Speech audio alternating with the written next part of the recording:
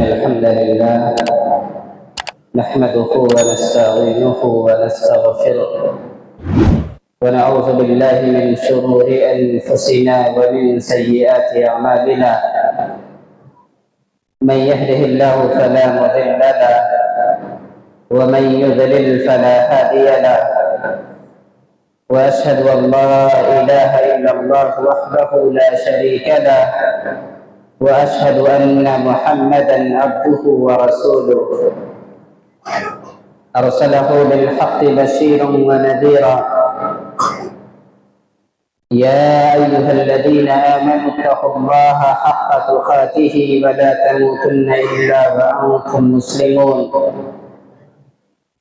يا أيها الناس اتقوا ربكم الذي خلقكم من نفس واحدة وخلق منها زوجها وبث منهما رجالا كثيرا ونساء، واتقوا الله الذي تساءلون به والأرحام إن الله كان عليكم رقيبا. يا أيها الذين آمنوا اتقوا الله حق تقاته ولا تموتن إلا وأنتم مسلمون.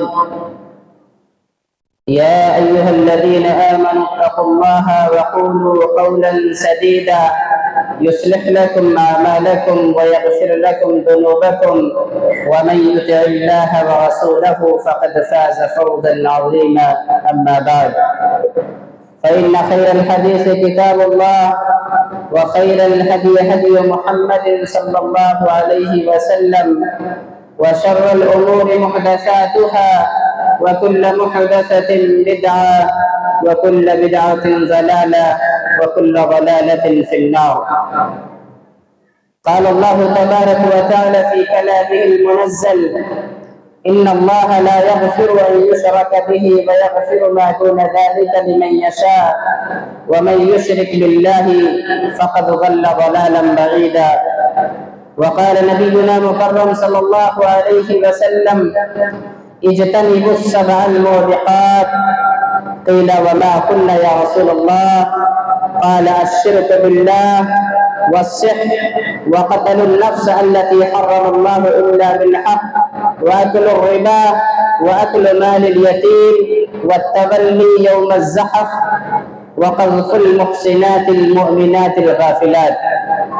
حاضرین جمعہ، تمام قسم کی تعریف و توصیف، بڑائی و بزرگی، تنہائی و یکتائی، خلوت و جلوت، وحدہ لا شریک، خالق کائنات، مالک ارض و سما کے لیے لائق اور سزاوار ہے۔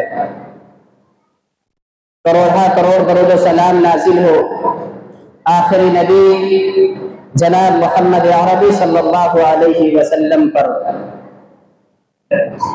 حاضرین جمعہ، آج انشاءاللہ تبارک و تعالی بخاری اور مسلم کی ایک روایت پر آپ کے سامنے گفتگو ہوگی، جس روایت کے اندر پیارے رسول صلی اللہ علیہ وسلم نے 7 ہلاک کرنے والی چیزوں سے بچنے کا حکم دیا ہے، اور فرمایا کہ ان 7 ہلاک کرنے والی چیزوں سے بچو۔ سب سے پہلی چیز جس سے آدمی ہلاکت اور دمارت کی طرف جاتا ہے، انسان کی دنیا تباہ ہوتی ہے اور آخرت کی تباہی یقینی ہے، اس میں کوئی شک اور شبہ نہیں ہے۔ اللہ کے نبی فرماتے ہیں: الشرک باللہ، اللہ تعالیٰ کے ساتھ کسی کو شریک ٹھہرانا، اللہ کے توحید میں کسی کو شریک ٹھہرانا، اللہ کی ربوبیت میں، اللہ کی الوہیت میں، اللہ کے اسماء و صفات میں کسی کو شریک ٹھہرانا، یہ انسان کی تباہی کا سبب ہے۔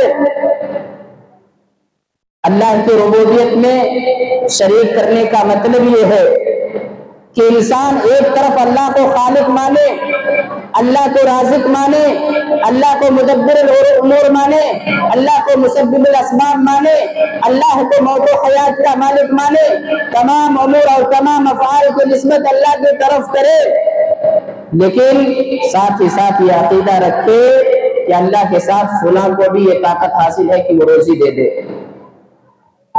اللہ پر اعتقاد ہونے کے ساتھ ساتھ یہ اعتقاد رکھے کہ فلاں شخص ہمیں شفا دے سکتا ہے، فلاں شخص ہمیں روزی دے سکتا ہے، فلاں شخص ہمارے کام کو کر سکتا ہے۔ اگر یہ اعتقاد رکھتا ہے تو میرے بھائی اور دوستو، یہ شرک فی الربوبیہ ہے، آدمی مشرک ہے۔ ابھی ہمارے غیر مسلم بھائیوں کا ایک تہوار گزرا جسے ہم اوراد دیوالی کے نام سے جانتے ہیں۔ یہ ایسا تہوار ہے میرے بھائی اور دوستو جو شرک فی الربوبیہ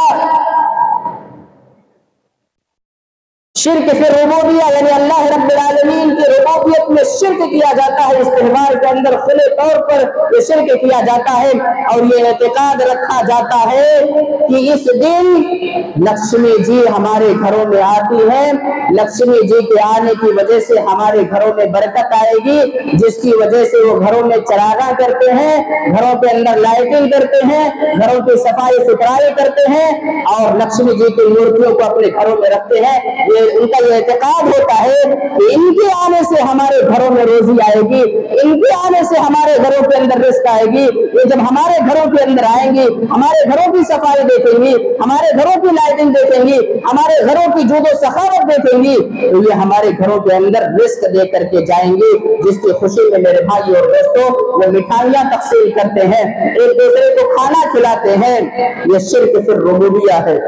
لیکن ہائے افسوس، سب کچھ معلوم ہونے کے باوجود، ساری جانکاری ہونے کے باوجود مسلمانوں کی یہ حالت ہے۔ اگر یہ حالت بچوں تک محدود رہے تو سمجھ میں آ سکتا ہے، بڑے لوگوں کی یہ حالت ہے کہ ان کے تہواروں میں شریک ہوتے ہیں، ان کو بدھائی دیتے ہیں، ان کی طرف سے ملنے والی مٹھائیوں کو کھاتے ہیں، شوق سے کھاتے ہیں، اور اگر ان کو سمجھایا جاتا ہے تمہیں جو مٹھائی جی دی جا رہی ہے لکشمی جی کی پوجا کی وجہ سے دی جا رہی ہے، لکشمی جی کی تشریف آوری کی خوشی میں دی جا رہی ہے، ان کا یہ عقیدہ ہے کہ لکشمی جی ہمارے گھروں میں آ کر کے ہمیں برکتوں سے نوازے گی، جس کی خوشی میں دی جاتی ہے، پھر بھی مسلمان اس کو کھاتا ہے۔ اہل علم بتلاتے ہیں اسے شوق سے کھاتا ہے، بلکہ یہاں تک خبر ملتی ہے کہ اگر کوئی مسلمان سمجھ جاتا ہے بات، یہ مٹھائی کو نہیں کھاتا ہے، مٹھائی ایکسپٹ کر لیتا ہے، قبول کر لیتا ہے، لیکن کھاتا نہیں، دوسرے مسلمان بھائی کو پتا چل جاتا ہے کہ فلاں لوگ مٹھائی نہیں کھا رہے، ان کے گھر پہنچ جاتے ہیں مٹھائی لینے کے لیے، اور یہ کہتے ہیں کہ آپ کو نہیں کھانا، آپ مجھے دے دیجئے۔ میرے بھائی اور دوستو، ایک مسلمان کا ایک پورا امتیاز ہونا چاہیے، ایک مسلمان کی ایک خصوصیت ہونی چاہیے کہ جہاں کہیں بھی اللہ رب العالمین کے ساتھ شرک کیا جا رہا ہو، مسلمان ایسی مجلسوں سے برات کا اظہار کرے اور مسلمان ایسی چیزوں کو کھانے سے رک جائے جہاں غیر اللہ کی عبادت کی جاتی ہے، یا جس جگہ غیر اللہ کی عبادت کی خوشی میں کوئی سامان دیا جاتا ہے۔ آپ اپنے غیر مسلم بھائی کو سمجھا دیجئے، آپ اسے بتا دیجئے کہ آپ اللہ کو نہیں مانتے، آپ ایک ایشورواد نہیں ہے، آپ ہزاروں ایشورواد ہیں، ہم آپ سے دوستی کرتے ہیں، آپ ہمیں اپنے گھر کے اندر دعوت دیجئے، ہم آپ کے ساتھ کھانا کھائیں گے، آپ ہمیں بلائیے، دعوت پر لے جائیے، ہم آپ کے پلیٹ میں کھانا کھانے کے لیے تیار ہیں۔ لیکن یہاں معاملہ توحید کا ہے، یہاں معاملہ اللہ کی ربوبیت کا ہے۔ اللہ کی ربوبیت میں کسی بھی صورت میں ہم اور آپ کسی کو شریک نہیں کر سکتے۔ اگر کوئی اللہ کی ربوبیت میں کسی کو شریک کرتا ہے اور اس کی خوشی میں اگر وہ ہیرے جواہرات تقسیم کرے تو ہم ایسے ہیرے جواہرات کو اپنے پیروں سے کچل دیں گے، اپنے پیروں سے پھیر دیں گے، مار دیں گے۔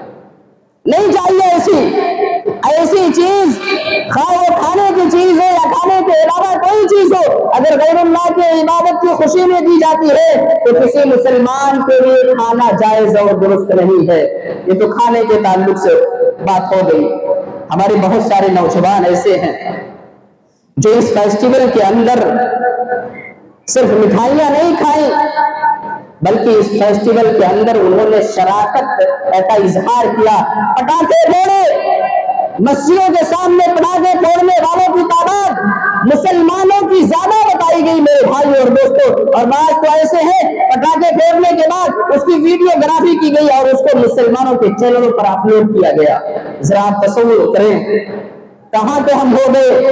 کسی شاعر نے ہماری انہی حالتوں کو دیکھ کر، ہماری انہی کرتوتوں اور بے غیرتیوں کو دیکھ کر کسی شاعر نے کہا تھا کہ وضع میں تم ہو نصارہ تو تمدن میں ہنود، وضع میں تم ہو نصارہ تو تمدن میں ہنود، یہ مسلمان ہے جنہیں دیکھ کے شرمائے یہود، یہ مسلمان ہے جنہیں دیکھ کے شرمائے یہود۔ اور حقیقت ہے آج ہم نے اللہ تعالیٰ کے اللہ کی ربوبیت کا سودا کر لیا، اللہ کی الوہیت کا سودا کر لیا، اللہ کے اسماء و صفات کا سودا کر لیا۔ یقین مانیے اللہ خود الفاظ میں کہتا ہے ان اللہ لا یغفر ان یشرک بہ ویغفر ما دون ذلک لمن یشاء، اللہ کی ذات تو وہ ذات ہے جو شرک کو کبھی بھی معاف نہیں کرے گی، شرک کے علاوہ دیگر گناہوں کو اللہ معاف کر دے گا، اور جو اللہ تعالیٰ کے ساتھ کسی کو شریک ٹھہرائے گا، چاہے وہ بالواسطہ ٹھہرائے یا بلا واسطہ، ڈائریکٹ ٹھہرائے یا انڈائریکٹ ٹھہرائے، فقد ضل ضلالا بعیدا، اللہ فرماتا ہے کہ ایسا شخص کھلی گمراہی میں ہے، اس کے گمراہ ہونے میں کوئی شک اور شبہ نہیں ہے۔ بلکہ ایک جگہ تو اللہ نے فرمایا من یشرک باللہ فقد حرم اللہ علیہ الجنہ، کہ جو آدمی اللہ کے ساتھ کسی کو شریک ٹھہراتا ہے اللہ نے اس پر جنت کو حرام قرار دے دیا، ایسا آدمی جنت میں نہیں جائے گا۔ ومأواہ النار، اس کا ٹھکانہ جہنم ہے۔ وما للظالمین من انصار، ظالموں کا کوئی مددگار نہیں ہوگا، ظالموں کا کوئی پشت پناہ نہیں ہوگا، ظالموں کے سلسلے میں کوئی شفاعت نہیں کرے گا۔ اور ظلم کی تعریف کرتے ہوئے اہل علم بیان کرتے ہیں وَلَوْ الشَّيْءِ فِي غَيْرِ مَحَلِّهِ، ظلم کہتے ہیں کسی چیز کو اس کی اصل اس کی جگہ رکھنے کے بجائے دوسری جگہ رکھ دیا جائے، وہ ظلم کہلاتا ہے۔ یہ عبادت یہ اللہ کا حق ہے، لیکن اور صفت ربوبیت یہ اللہ کا حق ہے۔ اب اگر اس کو آپ کسی بھی دیوی دیوتا کے سلسلے میں مانتے ہیں تو یقیناً آپ اللہ رب العالمین کے ساتھ شرک کر رہے ہیں۔ میرے بھائی اور دوستو، ضرورت ہے مسلمانوں کی، ضرورت ہے مسلمانوں کے لیے کہ مسلمان اللہ کی توفیق کی حفاظت کریں۔ اگر ان کی جائیدادیں جا رہی ہیں، ان کی پراپرٹیز جا رہی ہیں، یہاں تک کہ ان کا جان جا رہا ہے، تو ایک مسلمان کو اپنی جان کی قربانی دینی چاہیے، لیکن کبھی بھی اللہ کی توحید کے ساتھ سمجھوتا اور کمپرومائز نہیں کرنا چاہیے۔ لیکن اللہ جانے مسلمانوں کو کیا ہو گیا، ان ہندی مسلمانوں کو اللہ جانے کیا ہو گیا کہ سب کچھ بتلانے کے بعد، ساری باتیں سمجھانے کے باوجود بھی یہ اپنی حالت کو بدلنے کے لیے تیار نہیں ہے۔ اللہ تعالیٰ ان کو ہدایت دے۔ میرے بھائی اور دوست، اگر ہم شرک کریں گے تو یقیناً اس دنیا کے اندر ذلیل ہو کر کے رہیں گے، کوئی عزت کرنے والا نہیں ہوگا، اور اللہ تعالیٰ کے ہاں بغیر کسی سوال و جواب کے ڈائریکٹ جہنم کے حوالے کر دیے جائیں گے۔ اور دوسرا سبب انسان کی ہلاکت کا جو بہت ہی اہم سبب ہے، جادو کرنا۔ یاد رکھیں، جادو کرنا اور جادو کروانا دونوں شریعت اسلامیہ کے اندر حرام ہے، بلکہ شریعت اسلامیہ کا یہ متفقہ فیصلہ ہے کہ اگر معاشرے اور سماج کے اندر کوئی جادوگر رہتا ہے تو اس کو قتل کر دیا جائے۔ اللہ کی اس زمین پر کسی جادوگر کو رہنے کا کوئی ٹھکانہ نہیں ہے۔ اللہ کی اس زمین پر کوئی جادوگر نہیں رہ سکتا۔ ہمیشہ جادوگروں کو ان کے کیفر کردار تک پہنچانا چاہیے۔ یاد رکھیں، اگر آپ کو معلوم ہو جائے تو آپ حیران و ششدر اور پریشان ہو جائیں گے کہ ایک جادوگر اپنی جادوگری میں تاثیر لانے کے لیے کس حد تک جاتا ہے، کس حد تک جاتا ہے۔ آپ سن لیں گے تو آپ حیران و ششدر ہو جائیں گے۔ اہل علم بیان کرتے ہیں کہ جادوگر لوگ جو ہوتے ہیں وہ اپنے شیطان کو خوش کرنے کے لیے، شیطان کو خوش کرنے کے لیے قرآن مجید کو اپنے پیروں کے نیچے باندھتے ہیں اور باندھ کر کے ٹوائلٹ کے اندر جاتے ہیں، کیونکہ شیطان کا یہ حکم ہوتا ہے کہ تم ایسا کرو گے تب ہم جا کر کے تمہارا کام کریں گے۔ اور بسا اوقات قرآن مجید کی آیات کو پیروں کے نیچے باندھا جاتا ہے، اس کے بعد شیطان جادوگر کی بات کو مانتا ہے، بلکہ یہاں تک بیان کیا جاتا ہے کہ نعوذ باللہ من ذالک، شیطان اس بات کا حکم دیتا ہے جادوگروں کو کہ اگر تمہیں اپنی جادوگری کے اندر تاثیر لانی ہے تو قرآن کی آیات کو گندگی سے لکھنا اور عورتوں کے حیض کے خون سے لکھنا پڑے گا، تب جا کر کے ہم تمہاری جادوگری میں تاثیر ڈالیں گے۔ اور آپ دیکھتے ہیں میاں بیوی کے درمیان محبت کے ٹوٹکے کرنے والے لوگ حقیقت میں جادوگر ہوتے ہیں. اور جادو اتنی بری چیز ہے میرے بھائیوں اور دوستوں کہ جادو کے ذریعے آپ کو بیمار کیا جا سکتا ہے. جادو کے ذریعے ایک عورت کو باجھ کیا جا سکتا ہے. اگر اس کو جادو کر دیا گیا اس کے بچے پیدا نہیں ہوں گے. ایک جادو کے ذریعے انسان کو قتل کیا جا سکتا ہے. جادو کے ذریعے میاں بیوی کے درمیان محبت بھی پیدا کی جا سکتی ہے اور نفرت بھی پیدا کی جا سکتی ہے. اور اسی جادوگری کے ذریعے دو قبیلوں کے درمیان انتشار پیدا کیا جا سکتا ہے, ان کے اندر اختلاف پیدا کیا جا سکتا ہے. جادو کے ذریعے ایک اچھے خاصے صحت مند انسان کو بھی ہلاک و برباد کیا جا سکتا ہے.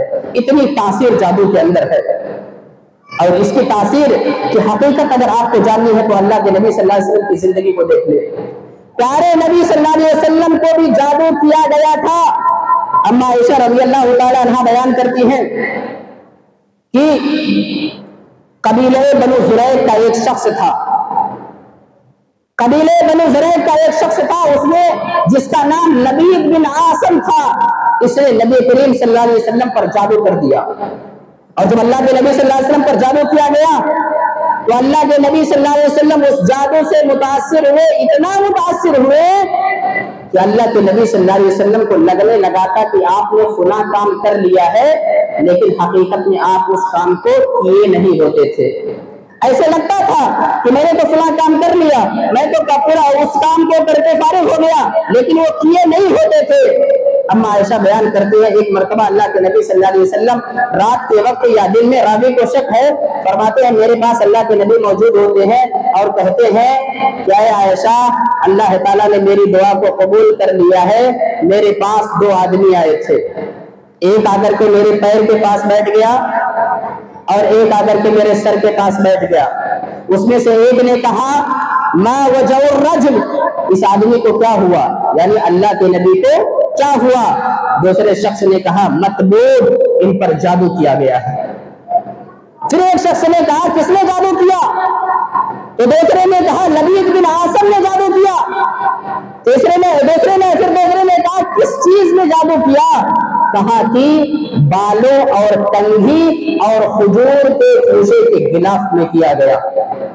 پھر ایک شخص نے پوچھا دوسرے سے کہ وہ جادو کر کے کہاں رکھا گیا, بتایا گیا کہ بئر دروان کے اندر رکھا گیا. اللہ کے نبی صلی اللہ علیہ وسلم اپنے صحابہ کرام رضی اللہ عنہم اجمعین کو لے کر کے بئر دروان پہنچتے ہیں. بئر دروان پہنچنے کے بعد دیکھتے ہیں کہ بئر دروان کا پانی بالکل سرخ ہو چکا ہے. پھر اللہ کے نبی صلی اللہ علیہ وسلم سے اما عائشہ رضی اللہ تعالیٰ عنہ کہتی ہیں اے اللہ کے نبی صلی اللہ علیہ وسلم, کیا اس کنویں سے آپ نے جادو کو نکالا, جس چیز میں جادو کیا گیا تھا اس کو نکالا. اللہ کے نبی صلی اللہ علیہ وسلم نے کہا اللہ نے مجھے عافیت دے دی, لوگوں کے شر اور فتنہ میں مبتلا نہ ہونے کی وجہ سے میں نے نہیں نکالا, بلکہ اس کے بعد اللہ کے نبی صلی اللہ علیہ وسلم نے اس جادو کو نکالا اور زمین کے اندر دفن کر دیا. معلوم ہوا اللہ کے نبی ہیں جنہوں نے کبھی گناہ نہیں کیا, جن کی زندگی پوری پاک تھی, نیکیوں سے بھری ہوئی تھی, اللہ کے سب سے محبوب بندے تھے, ان پر جادو کا اثر چل گیا. مطلب یہ ہے کہ جادو کے اندر اللہ کے حکم سے تاثیر موجود ہے. اس لیے ہمیں اور آپ کو چاہیے کہ ہم اپنی قوم کو, اپنے بچوں کو جادوگروں سے بچا کر کے رکھنے کی کوشش کریں. اس سلسلے میں چند رہنمائیاں آپ کو دینا چاہتا ہوں. پہلی رہنمائی یہ کہ اللہ کے نبی کے بال اور کنگھی اور کھجور کے خوشے کے غلاف میں جادو کیا گیا تھا. ہمیں اور آپ کو چاہیے کہ اپنے بچوں کو اس بات کی تلقین کریں کہ وہ اپنے سر کے بالوں کو غیر عورتوں سے ہرگز نہ بدوائیں. کیونکہ عورتوں کے بال کو کاٹ کر کے, عورتوں کے سر کے بال کے کچھ حصے کو لے کر کے اسی کے ساتھ جادو کیا جاتا ہے. اسی طرح سے ہمارے بہت سارے لوگ ہیں اپنے کپڑوں کو چھتوں پر سکھانے کے لیے ڈال دیتے ہیں. ٹھیک ہے, ڈالیے, کوئی حرج کی بات نہیں, لیکن ان کپڑوں کی حفاظت کیجیے. آپ دیکھیے کہ کوئی بھی شخص ان کپڑوں کا کچھ بھی حصہ نہ کاٹنے پائے. اور اسی طرح سے ہم میں سے بہت سارے لوگ ایسے کنگھی استعمال کرتے ہیں, کنگھی استعمال کرنے کے بعد ادھر ادھر پھینک دیتے ہیں. ہرگز مت پھینکیے, کیونکہ ایسی چیزیں ہیں جس کے ذریعے آپ پر جادو کیا جا سکتا ہے, اور جو آپ پر جادو کر دیا جائے گا تو آپ کی زندگی آپ کی زندگی کا آخری دن بھی ہو سکتا ہے, کیونکہ اللہ کے نبی نے فرمایا کہ جادو کے ذریعے انسان کو قتل بھی کیا جا سکتا ہے. میرے بھائی اور دوستو, یہ جادو بہت بری چیز ہے. کہا جاتا ہے کہ اس دنیا کے اندر اللہ نے جتنے علوم کو اللہ نے نازل کیا, تمام کے تمام علوم سے انسان فائدہ اٹھاتے ہیں, چاہے وہ اسلامی علوم ہو یا عصری علوم ہو. ہر علم سے انسان کو فائدہ حاصل ہوتا ہے سوائے جادو کے علم سے, کیونکہ جادو کا علم ایسا علم ہے جس سے انسان کو کسی بھی صورت میں فائدہ نہیں پہنچتا ہے. لہذا اگر ہمیں کسی بھی صورت میں معلوم ہو کہ ہمارے گاؤں اور معاشرے کے اندر کوئی ایسا شخص رہتا ہے جو جادوگری کرتا ہے, ایک دوسرے پر جادو کرتا ہے, ایسے شخص کو کیفر کردار تک پہنچانے کے لیے ہمیں اور آپ کو کوشش کرنا چاہیے, ورنہ ایسے جادوگر ہمارے سماج کو برباد کر دیں گے, ہمارے معاشرے کو برباد کر دیں گے, ہماری فیملی کو برباد کر دیں گے, اور ہلاکت کے ایسے ساحل کی طرف لے کر کے چلے جائیں گے جس سے واپسی دوبارہ ممکن نہیں ہے. اسی لیے اللہ کے نبی صلی اللہ علیہ وسلم نے بیان کیا کہ یہ جادو انسان کے ہلاکت کے اسباب میں سے ایک بہت بڑا سبب ہے. اسی طرح سے میرے بھائی اور دوستو, تیسری چیز جو انسان کے ہلاکت کا سبب بن سکتی ہے وہ ہے ناحق کسی کو قتل کرنا, ناحق کسی کو مارنا. اللہ تعالیٰ قرآن میں فرماتا ہے وَلَا تَقْتُلُوا النَّفْسَ الَّتِي حَرَّمَ اللَّهُ إِلَّا بِالْحَقِّ, لوگوں کسی نفس کو ناحق قتل نہ کرو مگر حق کے ساتھ. حق کے ساتھ کا کیا مطلب ہے؟ حدیث کے اندر اللہ کے نبی فرماتے ہیں لا يحل دم امرئ مسلم الا بإحدى ثلاث, کہ کسی بھی مسلمان کا خون جائز نہیں جو لا الہ الا اللہ محمد رسول اللہ پڑھتا ہو سوائے تین لوگوں کے. پہلا شخص السیب الزانی, شادی شدہ زناکار. اگر آدمی شادی شدہ ہے, شادی ہونے کے بعد بھی زنا کرتا ہے, اللہ فرماتا ہے یا رسول فرماتے ہیں ایسے انسان کو قتل کر دیا جائے. اور دوسرا شخص والنفس بالنفس, جان کے بدلے جان.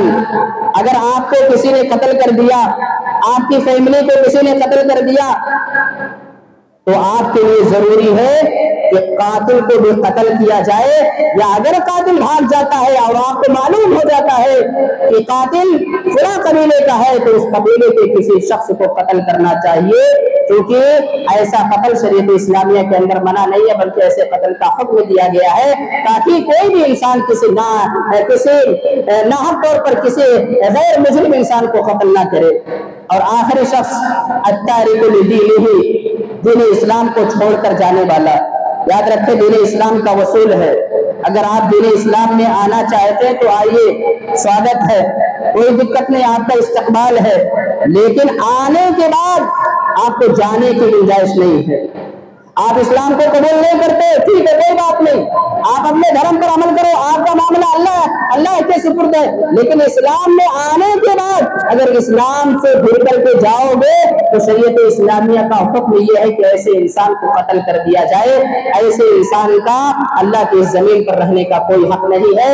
تین قسم کے لوگ ایسے ہیں جن کو قتل کیا جائے گا, ورنہ کسی بھی انسان کو جو لا الہ الا اللہ محمد رسول اللہ پڑھتا ہو اس کو قتل نہیں کیا جا سکتا, لڑائی جھگڑوں کے اندر اس کو مارا نہیں جا سکتا ہے. اگر مارتے ہیں گرچہ وہ گنہگار ہو, ایک آدمی ہے شرابی ہے, کبابی ہے, بڑے بڑے گناہ کرتا ہے, اس گناہوں کی جو سزا حدیث کے اندر اور قرآن کے اندر موجود ہے ان کو دیجیے, لیکن اگر مارنے کا حکم نہیں ہے تو آپ نہیں مار سکتے, گرچہ اس کے اندر لاکھ برائیاں ہوں, لاکھ برائیاں آپ نہیں مار سکتے. اور اگر مارتے ہیں اور وہ لا الہ الا اللہ محمد رسول اللہ پڑھتا ہے, مسلمان ہے, اللہ کے نبی بیان کرتے ہیں لو ان اہل السماء والارض اشترکوا فی دم امرئ, کہ اگر زمین و آسمان کے تمام لوگ کسی ایک مومن کو مارنے میں شریک ہو جائے، کسی ایک مومن کی جان لینے میں شریک ہو جائے، لَعَذَّبَهُمُ اللَّهُ فِي النَّارِ، اللہ تمام کے تمام لوگوں کو جہنم میں ڈال دے گا۔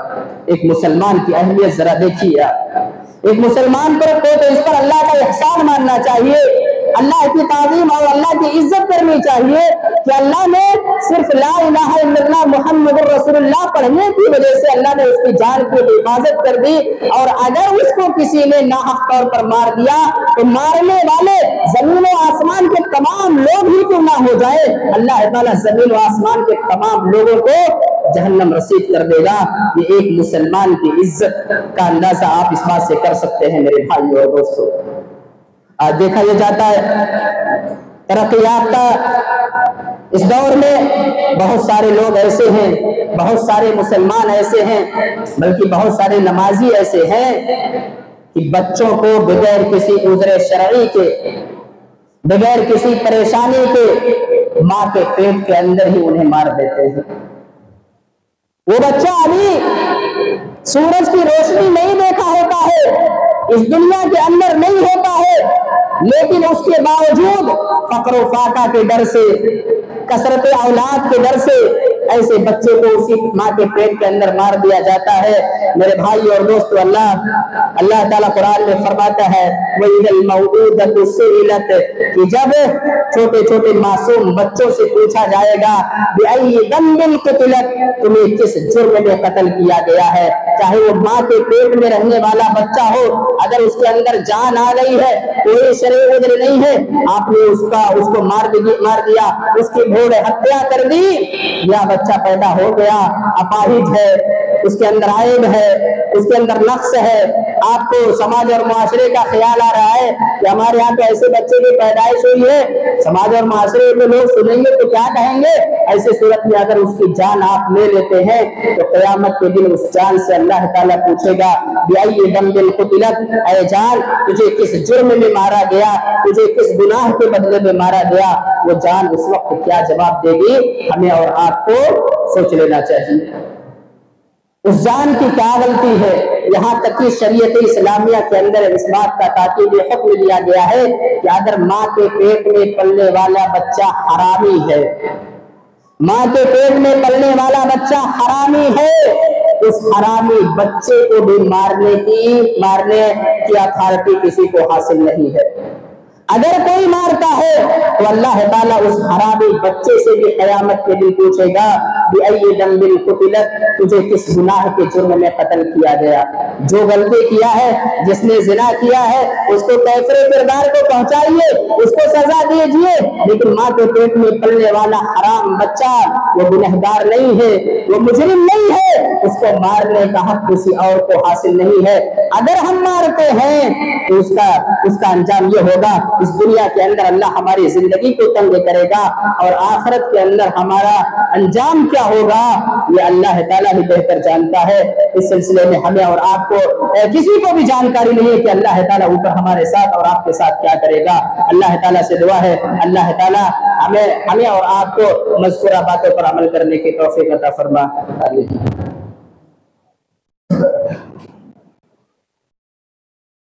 إن الحمد لله نحمده ونستعينه ونستغفره ونعوذ بالله من شرور أنفسنا ومن سيئات أعمالنا، من يهده الله فلا مضل له ومن يضلل فلا هادي له، وأشهد أن لا إله إلا الله وحده لا شريك له، وأشهد أن محمدا عبده ورسوله۔ إن الله وملائكته يصلون على النبي يا أيها الذين آمنوا صلوا عليه وسلموا تسليما۔ اللهم صل على محمد وعلى آل محمد كما صليت على إبراهيم وعلى آل إبراهيم إنك حميد مجيد۔ اللهم بارك على محمد وعلى آل محمد كما باركت على إبراهيم وعلى آل إبراهيم إنك حميد مجيد۔ عباد الله رحمكم الله، إن الله يأمر بالعدل والإحسان وإيتاء ذي القربى وينهى عن الفحشاء والمنكر والبغي يعظكم لعلكم تذكرون، واذكروا الله يذكركم وادعوه يستجب لكم، ولذكر الله تعالى أعلى جل وأكبر۔